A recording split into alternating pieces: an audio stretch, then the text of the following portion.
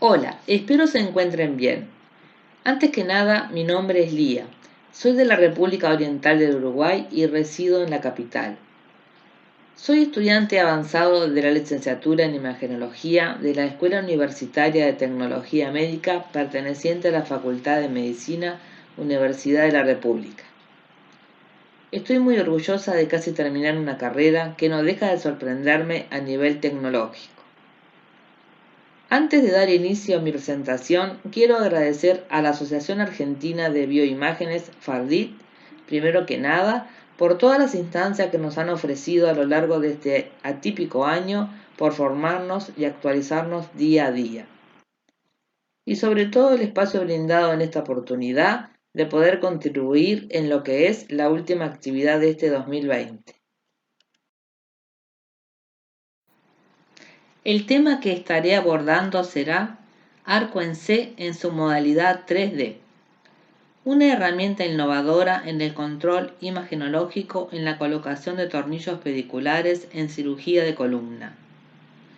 Mi interés por este tema nace en una de mis últimas pasantías en el ciclo rotatorio de internado y deseo compartirles mi experiencia de trabajar con una modalidad dentro del bloque quirúrgico diferente a la que venimos acostumbrados.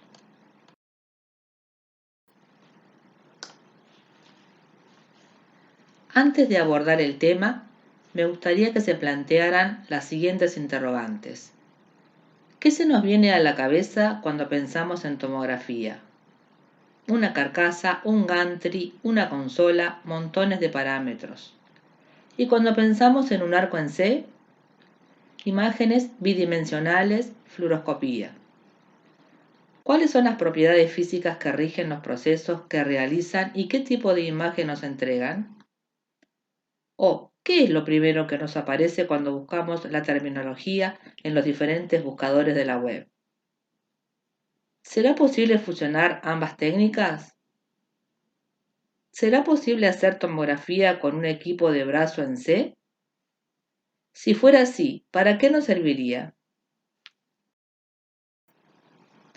Una vez que vi la posibilidad de postularse a este congreso virtual de todos, me puse a pensar qué temática de seguro resultase poco conocida tanto para técnicos como para estudiantes. De ahí surge la idea de presentar y hablar un poquito sobre el arco en C en su modalidad 3D, ya que es un equipo muy poco conocido en la región. Para tener una idea, por ejemplo, en Uruguay hay un solo equipo desde el 2018 aproximadamente que le pertenece al Instituto Nacional de Ortopedia y Traumatología del Uruguay, ubicado en la capital. Existe también un equipo similar en el país de Chile y Colombia. Este es el logo que caracteriza este modelo de equipo. En este caso, perteneciente a la compañía de Siemens. Me pareció conveniente presentar este trabajo en el orden que estarán viendo en pantalla. Estaremos viendo una pequeña introducción y un breve repaso de los componentes principales de un típico equipo. Les hablaré un poco sobre la anatomía, la cual siempre nos hace entender el por qué y el para qué utilizamos una técnica diagnóstica. Para comprender la importancia del tema, hablaremos de algunos procedimientos. Yo, para este caso, elegí intervención a nivel de la columna vertebral, ya que esta modalidad tiene gran relevancia a este nivel. Uno de los principales procedimientos es la fijación vertebral ante un trauma o proceso patológico. Hablaremos un poco sobre ello y los tratamientos quirúrgicos habituales, como la colocación de tornillos pediculares, así como su posterior control. Los errores que pueden surgir y cómo esta tecnología innovadora ayuda a resolver esos problemas que se pueden presentar. No son habituales, pero pueden suceder. Y para finalizar, algunos videos del equipo en marcha y algunos otros ilustrativos que ayudarán a redondear la idea de la presentación. Debajo de cada imagen dejaré comentado de dónde he sacado el material para que puedan ir y aventurarse un poco más en la temática.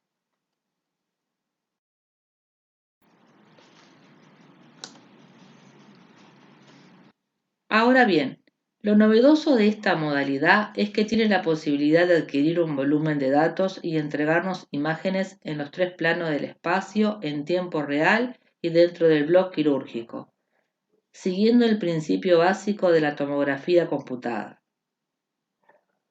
permitiendo así la corrección inmediata en la colocación de elementos de osteosíntesis sin mover al paciente con dosis menores a una exploración de tomografía en sala. El equipo dará un giro completo sin interrupciones como muestra el esquema, adquiriendo un conjunto de datos para que luego, a través de algoritmos, se puedan realizar diferentes reconstrucciones. Venimos acostumbrados a realizar en bloc imágenes en dos dimensiones como proyecciones anteroposteriores, laterales u oblicuas, y los avances tecnológicos han permitido actualmente adquirir imágenes muy similares a las de tomografía computada. Acá les presento una sala de bloc donde vemos los campos estériles que recubren al paciente, al equipo y a todo personal circundante. Abajo identificamos el tubo de rayos y arriba el intensificador de imágenes. Los condominios del brazo sabemos que nos permiten los movimientos de basculación, angulación, cambio de altura y de barrido. En lo que respecta a los monitores en A, tenemos imágenes convencionales de fluoroscopía y en el monitor B, reconstrucción tridimensional. Una de las funciones de estos equipos es la posibilidad de poder visualizar ficheros previos que tenga el paciente en formato DICOM, lo que le permite actuar como una estación de trabajo. El movimiento automatizado del brazo se ilustra mediante la línea circular roja.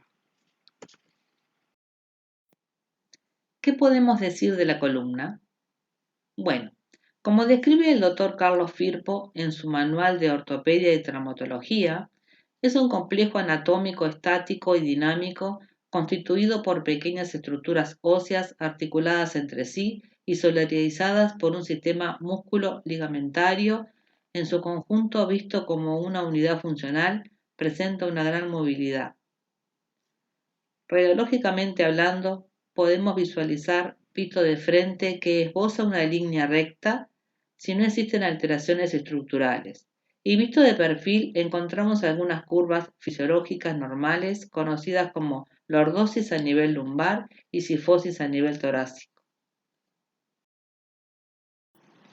Lo que deseo resaltar sobre la anatomía y lo que a veces son detalles que no tenemos muy en cuenta son las características a nivel vertebral, si pensamos en ella como unidad individual, así como los detalles de la forma del cuerpo y del pedículo, los cambios morfométricos que sufren a lo largo de la columna y que condicionarán la correcta colocación del instrumental artrodésico.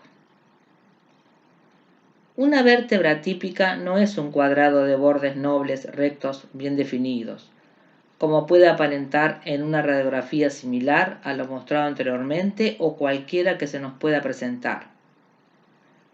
En estas imágenes de tomografía vemos con mayor claridad la forma del cuerpo vertebral, tanto en sentido anteroposterior y lateral, el cual podemos decir que presenta un patrón de elipsoide.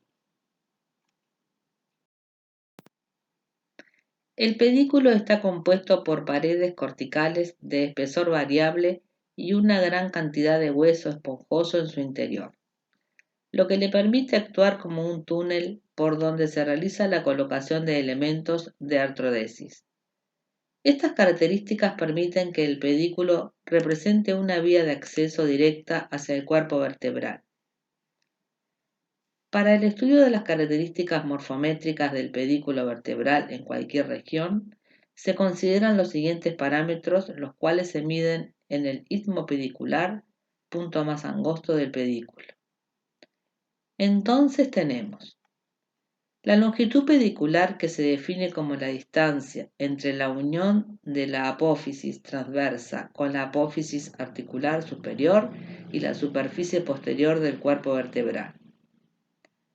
Ancho y altura pedicular cortical o externa, distancia entre el borde superior externo de la cortical superior y el borde inferior externo de la cortical inferior. Ancho y altura pedicular endostal o interna, distancia que existe entre los bordes mediales o internas de ambas corticales y que corresponde al 70% del diámetro pedicular total, siendo este último el elemento clave para la selección del implante pedicular ideal, ya que el tornillo debe penetrar el hueso esponjoso sin invadir las paredes del hueso cortical. El número de pacientes que padecen patología de la columna vertebral se ha incrementado exponencialmente en los últimos años y con ello conlleva a que se incremente el número de casos que requerirán tratamiento quirúrgico. En la actualidad, la cirugía de fusión vertebral por vía transpedicular representa la técnica de fijación más comúnmente utilizada para el tratamiento de desórdenes vertebrales de cualquier índole. Las características morfométricas de las vértebras determinarán el tamaño de los implantes pediculares tanto en la anchura como en longitud, así como en la forma, dirección y angulación ideal del tornillo al momento de su introducción.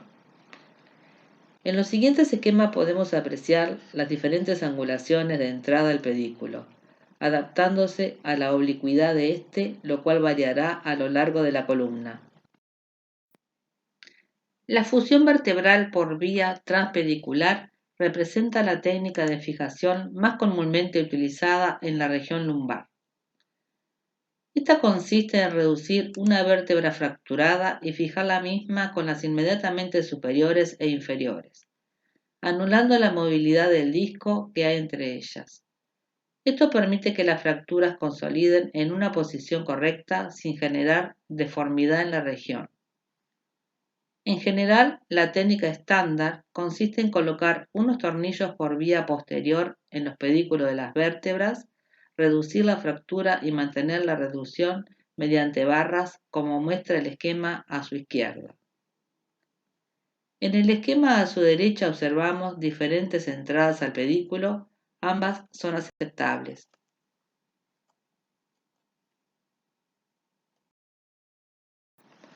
Los diseños de los tornillos pediculares existentes en el mercado son muy variados.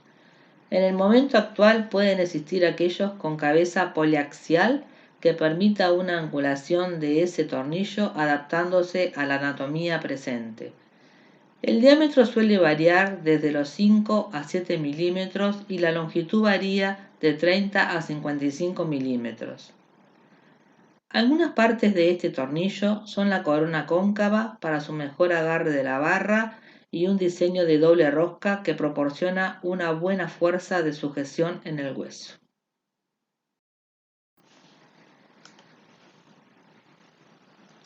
El tratamiento es técnicamente exigente y requiere atención meticulosa tanto a la técnica quirúrgica como a la anatomía del paciente porque un tornillo mal colocado puede causar un compromiso vascular o neurológico.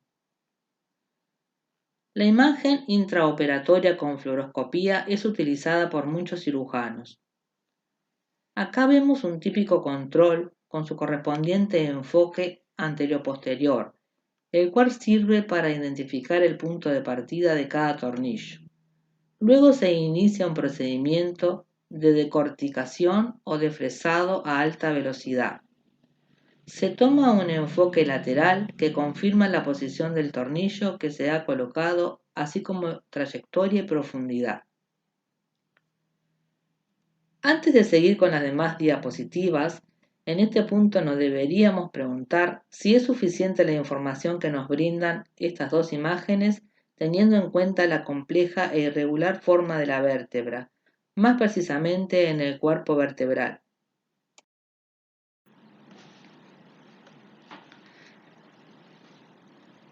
Como ya he explicado, los tornillos transpediculares son los dispositivos de fijación más utilizados y deben situarse en la posición central del pedículo, sin atravesar la cortical medial ni lateral, ni tampoco lateralizarse y quedar fuera del cuerpo vertebral. Veremos algunos ejemplos de colocación según el Instituto de Ciencias Médicas de la India, y creo que es aquí el punto más importante que debemos entender para comprender el valor que tiene esta nueva forma de trabajo. En A, el tornillo se encuentra completamente incluido dentro del pedículo. En B, el tornillo se encuentra perforando alguna cortical del pedículo, pero aún se mantiene contenido en él. En C, el tornillo invade 2 milímetros a través de la cortical pedicular. En D, el tornillo se encuentra en la unidad costovertebral, tornillo dentro-fuera, dentro.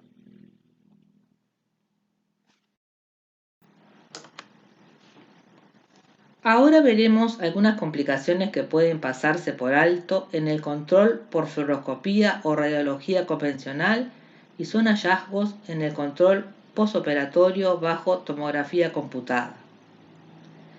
En el primer ejemplo muestra una colocación inaceptable, sin lesión de estructura vital, pero con una notable perforación de la cortical medial del pedículo, pudiendo generar compromiso neurológico. Luego vemos una perforación de la corteza anterior del cuerpo vertebral con una posible complicación a nivel vascular, en este caso a nivel de la aorta. Debajo veremos alteraciones similares, pero más graves, con lesiones de estructuras vitales como lesión medular y el tornillo embistiendo la aorta.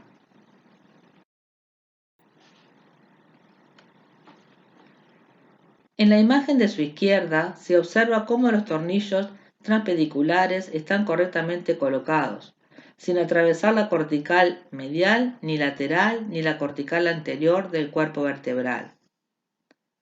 En la imagen de la derecha se muestra la laterización del tornillo transpedicular derecho.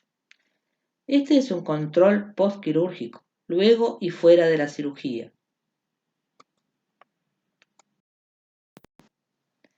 Acá otro ejemplo similar. Hasta ahora hemos visto cómo la instrumentación vertebral tiene peligros potenciales dadas por el riesgo de complicación neurovascular con los tornillos mal colocados. Por lo tanto, es muy importante prescindir de un método diagnóstico que lo reconozca. Actualmente las radiografías y las tomografías son métodos diagnósticos que se utilizan para su control. Hemos visto hasta ahora que quizá la utilización solamente de controles radiográficos no aporte toda la información necesaria en colocación de estos tornillos. He aquí donde utilizando esta innovadora herramienta se puede lograr grandes beneficios para el paciente obteniendo cirugías exitosas. Estaremos viendo ahora cómo opera este equipo. Se realiza una prueba de funcionamiento manual libre de radiación antes de dejar en marcha el arco, así asegurar que la unidad no colisionará con otros objetos durante el escaneo automático. La exploración automática se inicia a través del interruptor de pie previo a la selección de la región del cuerpo que se examinará para programar la aplicación apropiada optimizando la tarea. Requerirá de 30 a 60 segundos para un escaneo completo de calidad estándar. El haz central siempre permanece en el isocentro, lo que elimina la necesidad de reposicionamiento y lo que permite ahorrar tiempo y dosis. Por radioprotección, el personal de cirugía se localizará fuera de la sala. De esta manera obtendremos en tiempo real imágenes como las que ven en pantalla, obteniendo así cortes sagitales, coronales y axiales sin tener que mover al paciente, permitiendo una visualización tridimensional de la región anatómica a estudiar y posibilitando revisiones y evaluaciones intraoperatorias, lo cual puede reemplazar el control de tomografía computada postoperatorio, un gran beneficio para el paciente. Como verán, se adquiere un volumen de escaneo bajo que solo permite al cirujano ver algunos segmentos de la columna a la vez. Con la capacidad de generar cortes similares a tomografía computada, posibilitará la corrección inmediata de instrumental de artrodesis, reduciendo las complicaciones postoperatorias antes vistas o segundas intervenciones. Todos los procesos y resultados se pueden verificar posibilitando la reacción inmediata del médico y mejorar así la precisión y seguridad en las diferentes intervenciones.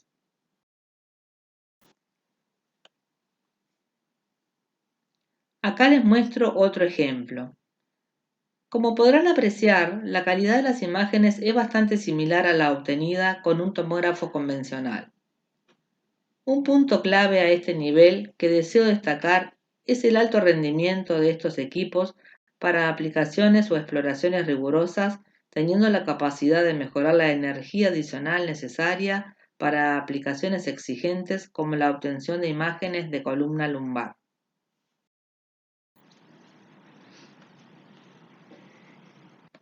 Me pareció interesante mostrarles este tipo de reconstrucción de tipo rotacional realizado por el equipo del Instituto de Ortopedia y Traumatología del Uruguay.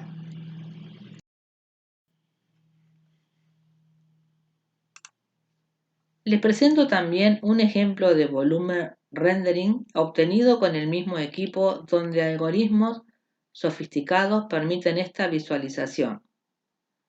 Los médicos pueden revisar, alinear y evaluar el conjunto de datos 3D reconstruido en el monitor en todas las direcciones espaciales.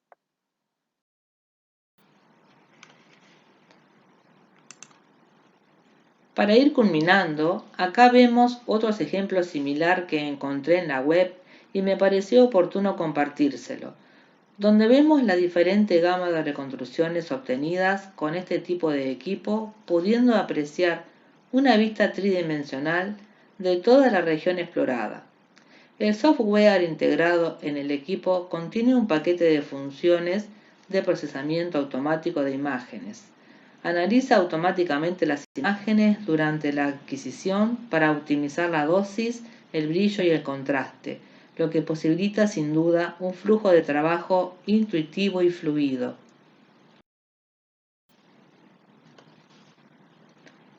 Para terminar la presentación me pareció conveniente utilizar y dejarles este artículo donde el objetivo fue evaluar la eficacia de la radiología intra y postoperatoria para valorar la posición de los tornillos pediculares comparada con tomografía computada. Concluye afirmando que la tomografía demuestra gran utilidad para determinar la posición exacta de los tornillos evaluados, así como la invasión de estos tanto en el pedículo como en el cuerpo vertebral. La modalidad de adquisición 3D que tiene este novedoso equipo permite una navegación intraoperatoria no solo en columna vertebral, sino en múltiples regiones del cuerpo. Les compartiré un video resumiendo algunas aplicaciones a nivel traumatológico.